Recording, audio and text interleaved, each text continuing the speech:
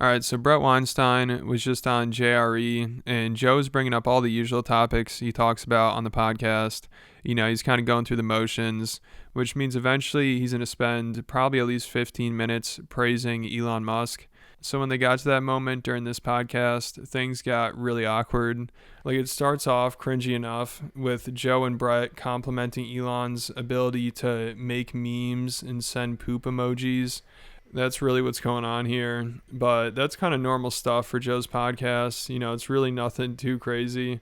But eventually it really goes off the rails when Bret mentions that Elon blocked him on Twitter. But first I want to play them talking about Elon's emojis and memes. Like, he makes memes. He posts memes. Like, when you post that meme of Bill Gates next to the emoji of a pregnant man, and said, when you want to lose a boner real quick. Yeah. That's wild. The one where he was asked for comment. I don't know if it was the New York Times, but it might as well have been. And he sent back a poop emoji. That's a wise move because the rules of the game say, he refused to comment. Right. But you can't say that if he did comment and it was a poop emoji. You have to report that. So that was extremely clever. Yeah, so at first it sounds like Bret is all on board with Elon. He's complimenting him for sending a poop emoji and everything. And I think he also mentioned that he believes Elon could save the world. I think he said something like that. But eventually he lets it slip that he thinks Elon could be doing a better job with Twitter or X. So of course Joe asks him what he means, and Bret's response is the funniest thing ever. His big problem with X is that he's not trending enough on there. Like, that's basically what he says here. Of course it takes him 5 minutes because he has to say it in the most elaborate way possible. But he basically says there's a problem with X because when he did an interview with Tucker Carlson, he wasn't trending on there. But then I guess his first name started to trend under the sports category, and he clicked on it, and it was about Brett Favre. Even though he said there's still a lot of people talking about him, and he thinks their names got mixed up or something. But he's like really looking into this. It sounds like he just wants to say that he's maybe shadow banned or something, but now Elon runs it, so he can't really say that. There's still a lot of bad architecture inside of X. But if X remains freer. Expand on the structure of it, the architecture that you think is... Well, let's just say, I will use in my defense, I met with Elon, and he talked to me about something that I think he's talked publicly about, which is the fact that before he owned X, he could detect that the behavior with respect to his own account was not organic. That Right. There was lots of structure inside that decided what to elevate and what to suppress. I feel this in my account. I've in fact seen very strange stuff up until last week.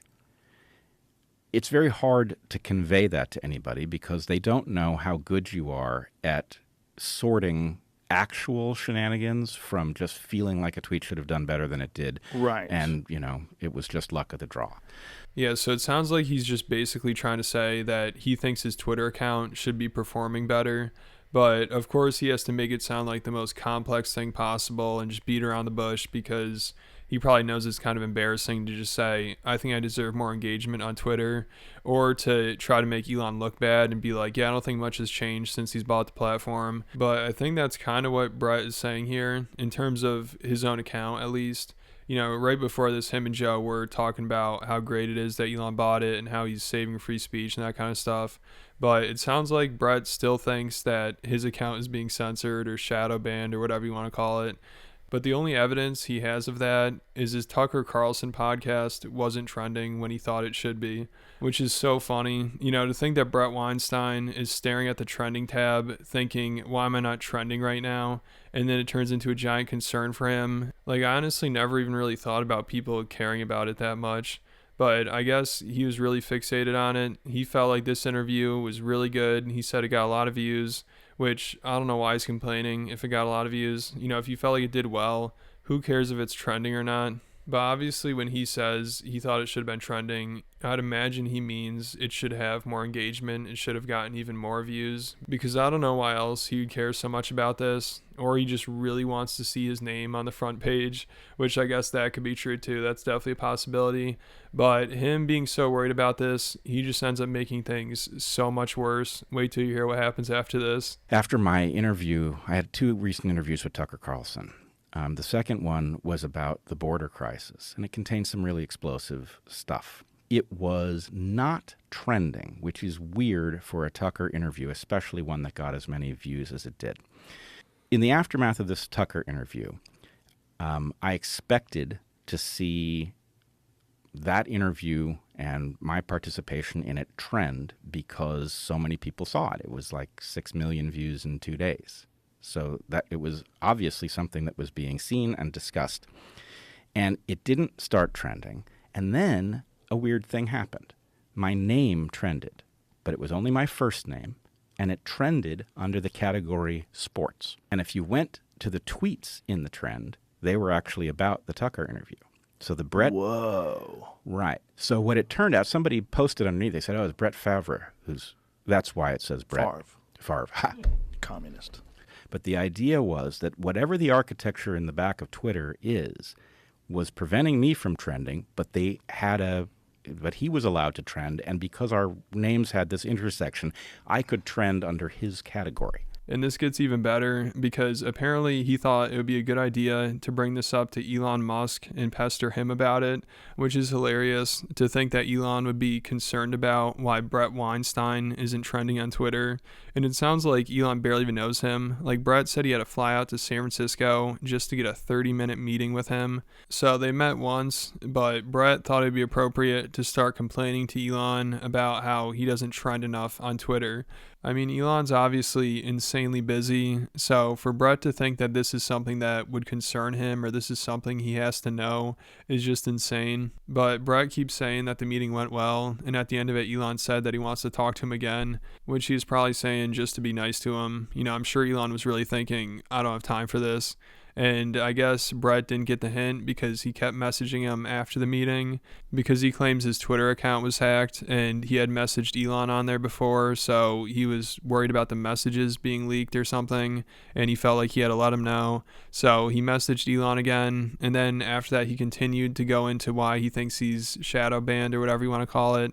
And you know how Bret talks, he takes forever to explain what he's saying, so I'm sure these messages were like paragraphs long, and he said he sent like 4 in a row, and eventually Elon, he is a funny dude because he had the perfect response. He just said, stop spamming me, and then blocked him. To have its thumb on Is he aware of this dilemma? You should alert him to this. Here's the problem. Okay. And I don't know what this means, and I was not going to mention this. Uh-oh. But this is the very thing. So I went to see Musk, as I mentioned. Mm-hmm. We had a very good discussion. I spent about a half an hour with him. At the end of it, he said that he thought it was a good discussion and he wanted to meet again. And I said, anytime. On my trip back home, literally from that meeting, my Twitter account got hijacked for the first time ever. I've never had an account hijacked, but my Twitter account got hijacked and it started putting out some crazy spam stuff. And I was concerned about it because not only is it alarming to have your account captured, but I had been DMing with Musk, including encrypted DMs. So I contacted him, right, in alarm. And I said, my account's been captured, not sure what to do about it. We were in a discussion, and we were talking about the fact that the account itself has weird behavior on Twitter, which I didn't know if that was relevant or not. And he asked me for more information, and I started to tell him about this trend stuff. Mm-hmm. He blocked me. Now, I don't know what that means. I don't think he's on the other team. I don't think... He blocked you? Yes. He blocked me, and I'm blocked to this day, which seems strange. It could be that he's forgotten that he's done it, but I don't think so. Why would he block you? I have no idea. It makes no sense. Now, it's possible that he's very busy. It's possible that he took what I was telling him about the behavior of my account as if I thought it was his obligation to pay attention to me personally, which I never thought, but maybe he interpreted it that way. The last thing he said was, "Stop spamming me," which was very strange for a guy who said he wanted to have another meeting. Right? How many messages were you sending him? 3 or 4. Stop spamming me. It was very strange. But look, I don't hold it against him. The guy is obviously, I think it's obvious that he is trying to save the world, and he's one of very few people who has the kind of power and insight to actually make an important difference in that. So I'm very much a supporter of what he's doing, even if I found that whole chapter strange. And I love how they act like they don't know what's going on. They're all confused by it. Like, why would he say stop spamming? Why would he block you? Because it's pretty obvious he's just annoyed, and he's probably thinking, I don't have time for this shit. I mean, Bret's lucky that Elon would even listen to him at all about this, because he's treating Elon like he's Twitter customer service. Like, whenever he has a problem, he goes to Elon about it. And if you want to annoy Elon, I'm sure talking about how you feel like your account isn't doing as well as it should, or you're not getting enough views or engagement, is probably the quickest way to do that. And it's funny because obviously Bret wants to be friends with Elon. He wants to be on his good side, but he's doing everything wrong here. And I think he's already lost his chance, and I don't know if he'll ever be able to recover from this. I mean, Elon had blocked him at least 2 months ago. He first talked about it on the Rubin Report, but when he was on Joe's podcast recently, it sounds like he's still in shock, and he's still confused about what happened, even though everybody else understands what's going on. You know, most of the comments on that Dave Rubin clip are trying to explain it to him. This person said, I like Bret, but I get the feeling Elon blocked him because he didn't have time to read a 90-page dissertation on what happened. And somebody else said, reading between the lines, just sounds like Bret was that annoying new friend that kept messaging busy Elon till he was like, I gotta block this guy. And then I also saw Bret tweeted about this before he was on Rogan's podcast on February 4th. He said, this is how crazy X becomes when Elon blocks you. And he tagged Elon. And then he said, Elon found my discussion with Tucker Carlson interesting, but in order to know that, a stranger has to tell me, and I need to log out to see it.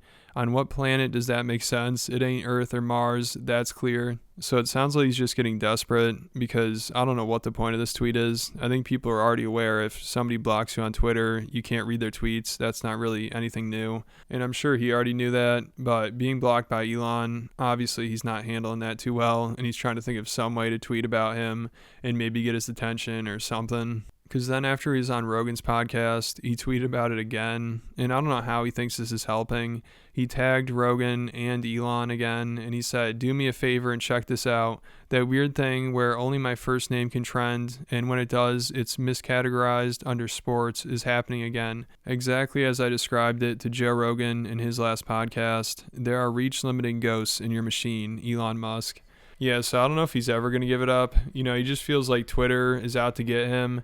It used to be shadow banning. Now it's the reach limiting ghosts, whatever that's supposed to mean. You know, I understand that it's weird, only his first name trends and it's under sports, but hassling Elon about it probably isn't the smartest move, clearly. So we'll see what happens. Maybe Joe will try to talk to Elon about it and get him to unblock him and maybe figure things out.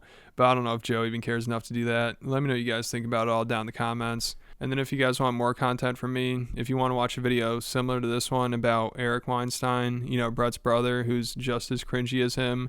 He also had a moment like this a couple years ago when Tim Dillon made fun of him, and then he went on Joe's podcast to respond to it and completely embarrassed himself. It was so hard to watch. So if you want to hear about that, if you like this video and want more content, make sure you check out my Patreon account. There's over 65 other videos on there. Most of them are over 20 minutes. There's a lot of stuff to go through. So if you want to check it out, I'll put a link in the description. And then hit the like button, hit the subscribe button, and I'll catch you at the next video.